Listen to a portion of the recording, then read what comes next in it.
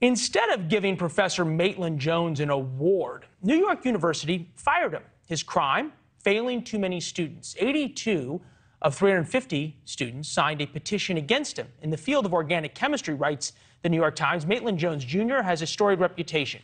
He taught the subject for decades, first at Princeton, then at NYU, wrote an influential textbook. He received awards for his teaching as well as recognition as one of NYU's coolest professors. And he's gone, just like that. The school caved to less than a third of his students. Professor Jason Nichols is with us here. First of all, you got to give the students kudos. I wish I had thought of this when I was in college to get better grades. I didn't, admittedly.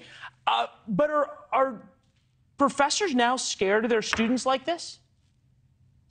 I definitely think that there is some concern among some professors. I think it's also important to remember that this one professor here, I think he was adjuncting. He had many decades in the field, and as a matter of fact, I believe he was 84 years old. So one of the things that I would say is that if you're 84, you've done well in the profession, I think it's fair to say maybe move aside and let some of these younger people that are out there with PhDs who are driving Ubers to, to get in. But these are fair, but these are different arguments, right? If a professor's too hard, and look, he even said that over the past couple of years, students in hard sciences, their scores have gone down by multiples just because of the pandemic and class and everything else. He said, I'm not going to change my standards.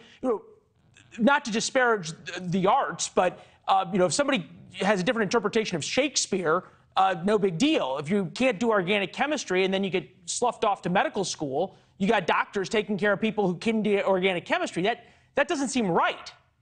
I think sometimes, though, if students don't do well, sometimes it's a reflection of the student and their work ethic. Other times, it's a reflection of the professor and their teaching style. And all of us have had to do some self-reflection about our teaching style over the years. I know I certainly have. You may have. I would say I have never been the beneficiary of reflection over a professor's teaching style. It did not happen while I was in school. But I thought about this. In a way, professors are now as much teachers as they are in the service industry. Students are as much students as they are customers, especially at a place like NYU.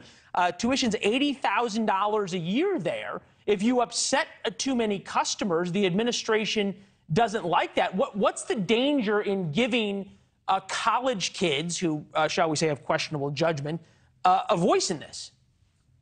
Here's the thing. I think for a long time, students did not have enough power, and they were silenced.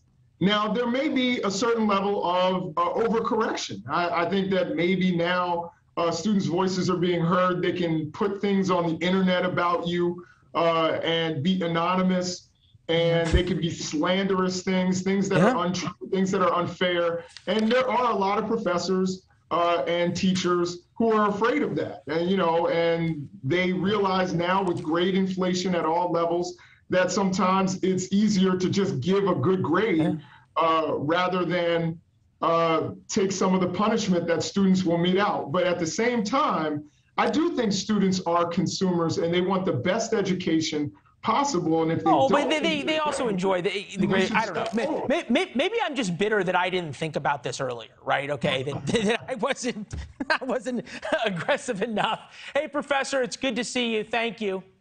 Always, Leland. Always a pleasure. We want to know what you think. If you're paying tens of thousands of dollars for an education, should you have a say in how professors teach and grade their classes? Let us know. Facebook, Instagram, and Twitter.